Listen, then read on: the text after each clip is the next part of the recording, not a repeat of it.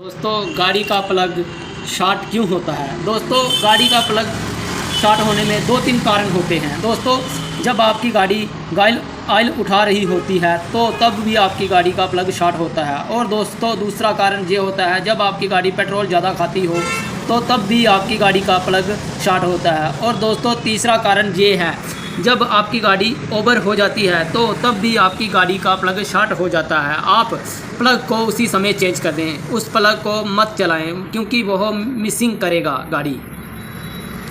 ऐसी ही जानकारी लेने के लिए हमें ज़्यादा से ज़्यादा कमेंट करें ताकि मैं आप तक पूरी गाड़ी की जानकारी पहुंचा सकूं।